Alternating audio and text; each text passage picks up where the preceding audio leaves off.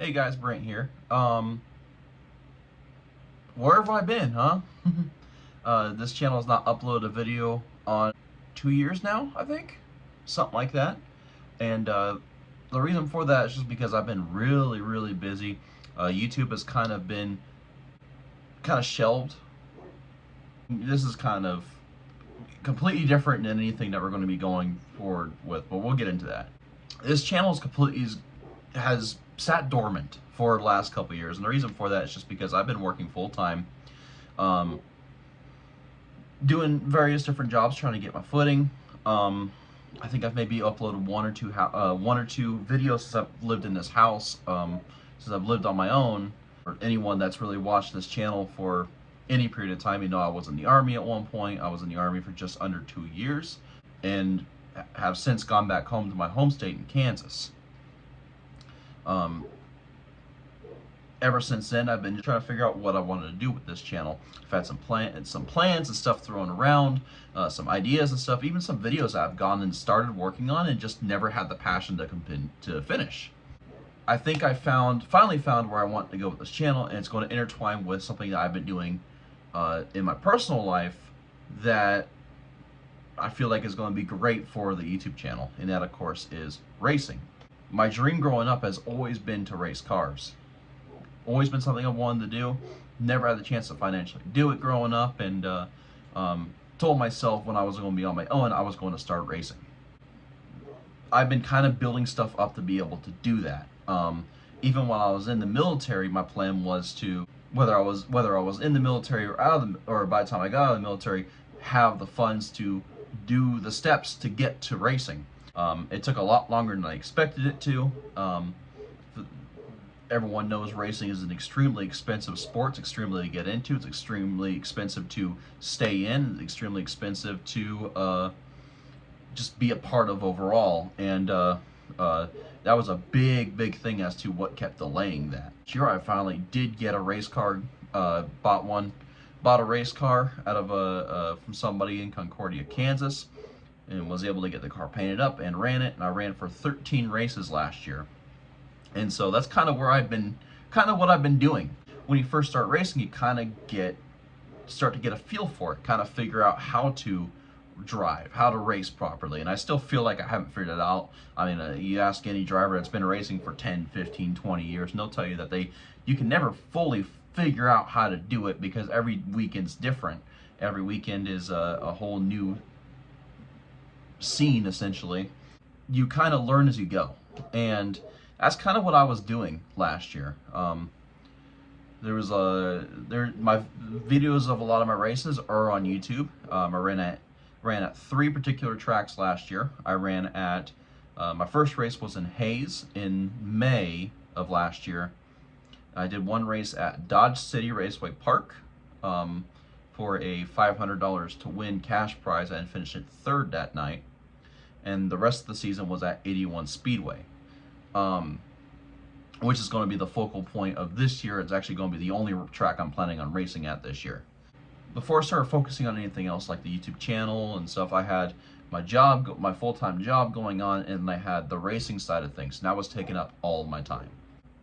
I knew I wanted to do racing videos at some point, and I just wanted to make sure that I was going to be in a spot where I could do that.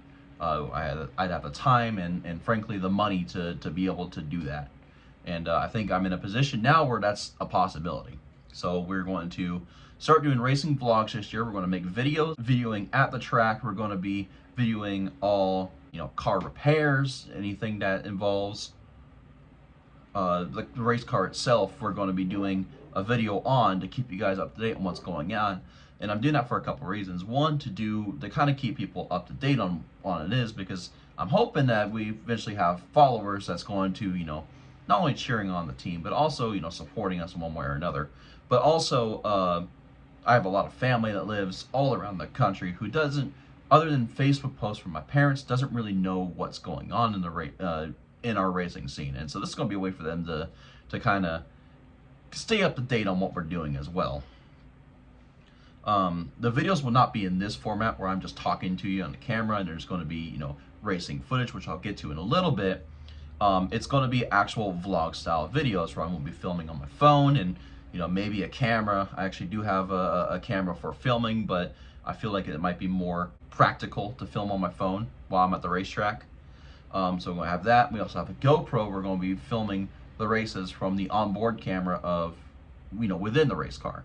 I'm hoping that I can have one of my parents or somebody at the racetrack filming from the stands, but that might not always be a possibility. But to kind of get you caught up on what you're going to see in this video, and there is going to be car racing footage in this video, just bear with me. I just want to kind of lay out what the plan is in the future. We're gonna, like I said, we're gonna have updates with the car throughout it, and obviously I'm very rusty on filming, so this sounds like it's kind of all over the place. I understand that it most likely is. It has been a while since I've filmed myself making a video. I haven't done this in a long time, and I'm very rusty on this, so just bear with me on my terrible communication skills, and it will get better over time as I get back in the groove of making videos.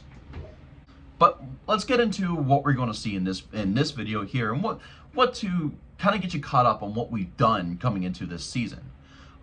As we sit right now, we have had 2 practice sessions so far. They've had 1 session where I did not go. I felt like I didn't need to go to all 3, so I skipped the first session. We had the last session, which is what the video of this is going to be from, which happened this last Saturday. Then the next one, which is this coming Saturday. And then we have about, what, 3 weeks or so before the first actual opening race, April 15th at 81 Speedway on a Saturday night. I believe it was the 8th, was this session here, this one that we're going to be on this video. I'm filming this on Thursday the 13th, so, you know, that's why my days are kind of mixed up. But, yeah, the 15th is going to be this next coming one, which is going to be what the next video is going to be about. But this one was on the 8th. This is the first time we had the car on track this year. It was the first time I got to be in the race car on a racetrack since October of last year. It was just to kind of knock rust out of driving, but also to kind of test a couple things on the car, which I'm going to get into right now. Last year, I had 3 15s and a 16 on the car for the first part of the season until June of last year when I got into a wreck.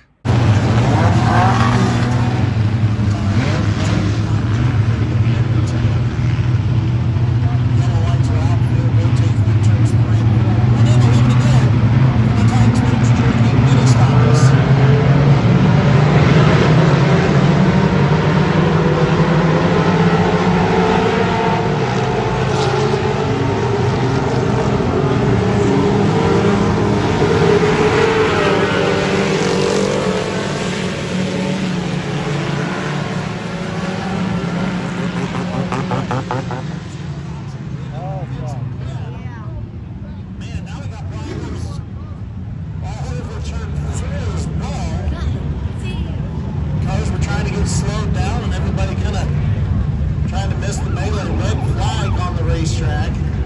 You all right? The car did not turn. It was actually the first race after replacing the brakes on the front of the car. The car did not turn coming out of turn 2 and smashed the passenger side on the outside wall coming out of turn 2. Did a lot of damage to the car. It actually put us out of action for a month and destroyed one of the wheels on the car. Ever since that happened, we got the car repaired. Somebody you're going to see in videos in the future, my friend Tyler, who also drives in my class, which is the mini stock / compact class at 81 Speedway. He's the one that helped get that car back going because I don't have the tools to do it. I don't even have a garage. So after that happened, we had to put the 16s back on there, which is really bad for the transaxle to have 2 different sides, 2 different sizes on each side of the car. I had 15s on one side, 16s on the other, but we had to make it work, and we did for the later part of the season. About half of the season, we ran that setup. So it was my first goal this off season to get proper wheels. So I bought 2 matching wheels that were matching the 15s on the driver's side. I bought 2 more wheels to match that. They're actually trailer wheels, aluminum trailer wheels that were 15s. And I went to Walmart, bought some Douglas tires, got those mounted on there. We were set, you know, but we got new lug nuts on the car, got those new wheels on there. The problem with these wheels was they were rubbing against the hub, or actually the part of the caliper of the brakes that were that holds the brake pad on. We were holding that bracket was actually rubbing against the tire, and it did not allow the tire to seat properly.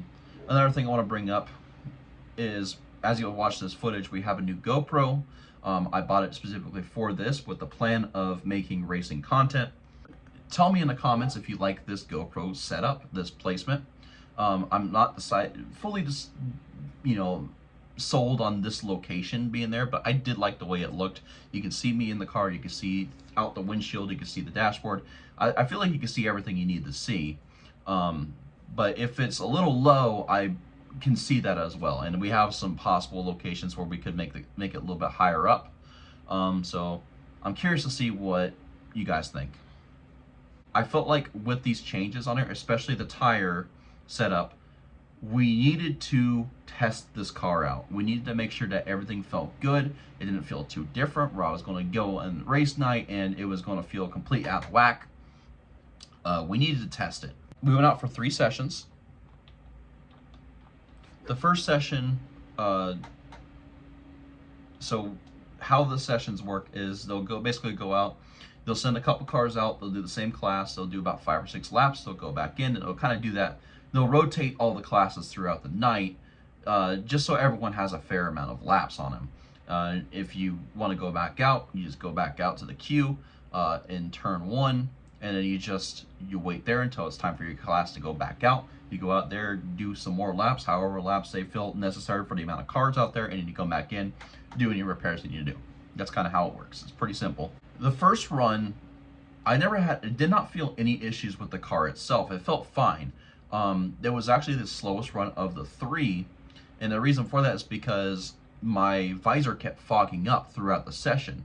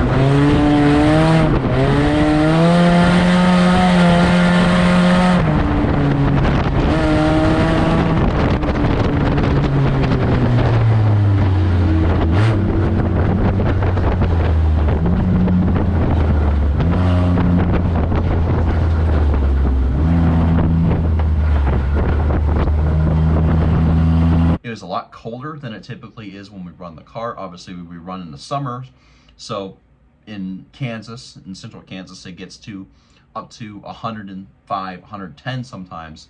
But today I think this day was about 55 to 60 degrees. So, you know, not cold per se, but definitely cooler than you expect. And if you've ever rode a motorcycle in that kind of weather, I actually dailied a moped when I was in college in El Paso. 55 degrees seems like a really nice weather until you are moving and the wind is hitting you in the face. Well, in this case, it was hitting me in the visor because I don't have a windshield. But that was enough that cold air was enough to to fog up my visor as I was breathing. And so it was hard to see. I was running about 3/4 throttle the majority of it, but I was still able to pass one or two other cars on track. Most of them are just guys that are, you know, this is their first year racing, or they're not used, or either that or they have a new car and they're not used to the way it feels yet, and they're kind of trying to figure it out. Nothing felt out of the ordinary time. The car felt perfectly fine, didn't feel weird, and so that was that. I mean, it felt okay. In session 2, the car felt the fastest it was for all 3 runs.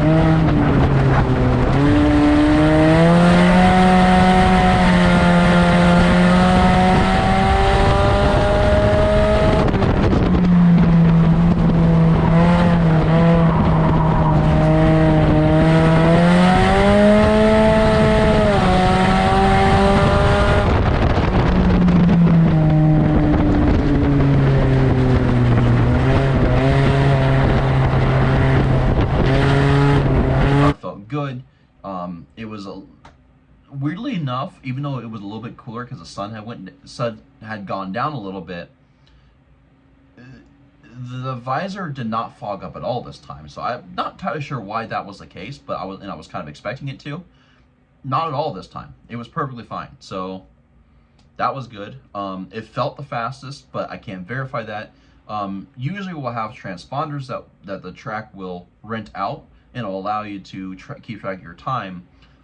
Drivers that have their own transponder was allowed to bring their own, but the track was not renting any, and I don't own a transponder, so unfortunately I don't have any lap times this night, so I don't know for sure if this is the fastest, but I feel like it was just by feeling the car. Unfortunately, the big thing that happened this time was the transmission was slipping into gear in corner exit. My car's an automatic transmission. I usually run it in 2, which in a Honda, it will actually downshift down the first if you don't have enough RPMs to keep up second gear. It will still automatically downshift, but it won't surpass second gear. So once it goes back to enough RPMs, it will go back up to second gear, but it won't go to third gear. And so what my issue was in corner exit, because you're slowing down, you're in for the corner, you are having more load on the car, which means the car is slowing down. The car will lose RPM and it will drop the first gear.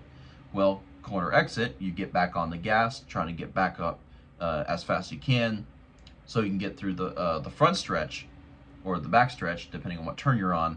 The car will, obviously try to upshift, and it will stay in second gear. Well, for whatever reason, that shift did not want to properly shift like it usually does. This has never been an issue before. It would want to lag, and sometimes it would actually what felt like hit the rev limiter, but it would top out once or twice and then eventually shift, which it had never done that before. So that was kind of weird, but then I kept that in a mental note as we were going. The car is loud enough. It's a Honda with what is essentially an open header, so it's a very loud car when it's on track. My dad could clearly hear that it was struggling to shift in corner exit, and so as soon as we got back on the pit road, we wanted to address that immediately. One other thing that happened during that session was, in turn 1, there was a huge rut that right in the middle of the corner, and I slammed it, and it was a big thud when it hit. I thought there was debris on the track at first, and I kept going because the green light was on. Car felt okay, didn't feel anything there, but I'm wondering if that kind of had a contributor to the wheel issue that I'm going to get into more detail. I've talked about it a little bit, but I'm going to get more detail here in a minute. I'm wondering if I was a contributor to it, or if it was just simply the wheel getting loose. It could have been both. I don't know. But we go into session 3, not knowing anything about the wheel, not really thinking about it. The main thing that we were worried about was the transmission. We actually checked the transmission fluid at that point, and the dipstick was bone dry, which is something that you should typically look on basic vehicle maintenance, and it's something that we just didn't even cross our mind at the time, because the car had sat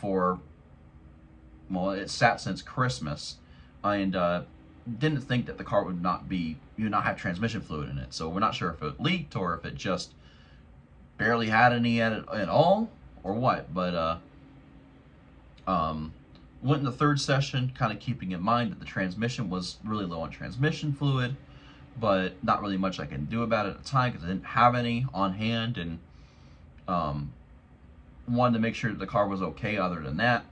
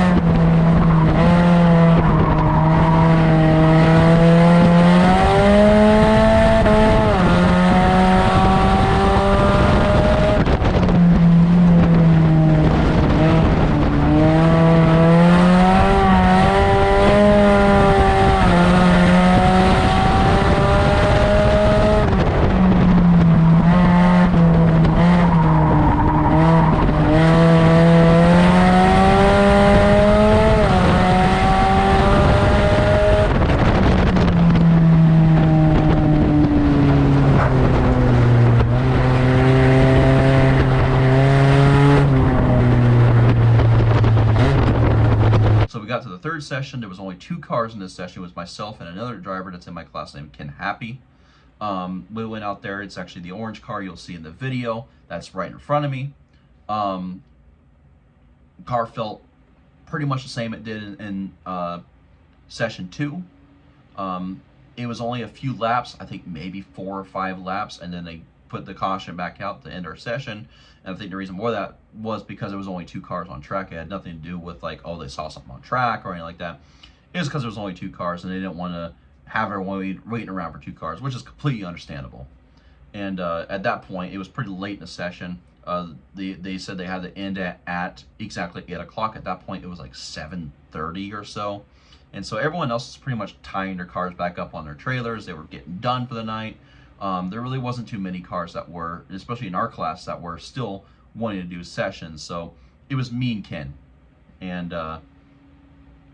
one thing I noticed while going back and watching this footage is my corner entry line is very bad. I run it too much like an asphalt track. I try to corner, I don't diamond the corner where I go wide and then kind of arc into the corner, which is what you would typically do on a dirt track, especially in our class. Instead, what I seem to do is I seem to be middle of the backstretch, kind of middle lane, and then I duck in corner entry, and I basically stick to the inside line as long as I can, which in asphalt racing is a good thing to do because that's the shortest line. But in dirt track racing, you want to carry the momentum. You want to go in an arc, and you want to kind of let the car ride into the corner, and that way when you go into your corner exit, you have that momentum still. You never lose that. And I think that might be the contributor as to why my car downshifts in the first. I'm not sure if it won't do that. If I arc the corner, but at least it'll have the RPMs a little bit higher.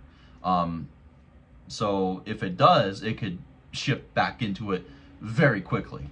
And so I do need to work on that. That's my biggest goal this year, is to, you can't really perfect it, but to better my corner line and diamonding the corner this year. That's kind of my goal. Is, you always want to have a goal as a driver to have something you want to work on, and definitely my cornering is a lot better. It needs to be a lot better.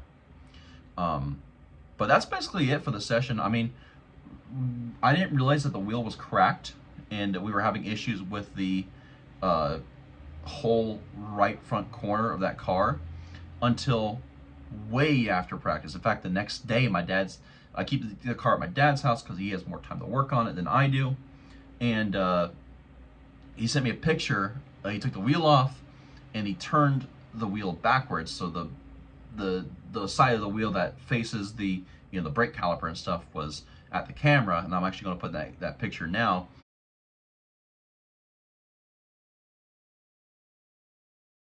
You could see the crack. It was a very clear crack, and the holes for the lug studs had basically formed an egg shape instead of it being a perfect circle. And the reason for that was because the wheel became loose. The material that I bought, those lug nuts, they were cheap Amazon lug nuts, and I should have known better. They were very cheap. They were very soft material, and as soon as that wheel became loose, there was no resistance. It basically stripped the wheel studs and stripped the lug nut threads as well. And so the lug nuts were completely ruined. It ruined the studs, which is unfortunate. It's not something that I wanted to have this early in the season, before the season even started, really, but that's racing for you. The good news is I called AutoZone either Monday or Tuesday here in Great Bend. I called AutoZone. They luckily had six 2004 Honda Accord wheel studs available. I had needed 5. I got those 5, so that was an easy fix. I think it was like $15. Not too big of a deal. I went ahead and bought a wheel spacer, and I bought a new wheel off of Amazon. This one is not an OEM Honda wheel, but is a replica of the Honda OEM wheel by Dorman. And this will definitely clear the caliper bracket. So the wheel not clearing shouldn't be an issue with this wheel. The next plan is to go and take this wheel to, I don't have a tire machine, so I got to take the tire, which is still good, off the bad wheel and put it on the new wheel. That's kind of the next step, and then we got to get those studs replaced. My dad sent me a photo. The studs have already been removed from the car. Yeah, we were worried that we were going to have to take the whole hub apart because it wasn't enough space to get those studs out of the hub. But fortunately, he was able to wiggle them out, so it should be pretty easy to pop them back in. You pop the new ones in, and we should get to go there. I got some transmission fluid for the transmission issue. So everything that we need, all the pieces to get the car going, again for this weekend's practice session, is there. And so as long as we don't have any huge major hiccups, we should be at this practice session and ready to go for this session on the 15th. The final chance to get the car ready to go before our first race on April 5th at 81 Speedway. So I'm hoping that you guys, one, we're okay with my explanation as to where I've been with this channel, and two, I hope you guys look forward to what this channel is going to become with this new adventure we're going for with this. And it's going to be a blast. It's going to be a very exciting year. There's going to be some ups and downs, the way racing always is. We'll see what happens. So thank you guys so much for watching. I'll see you guys after Saturday.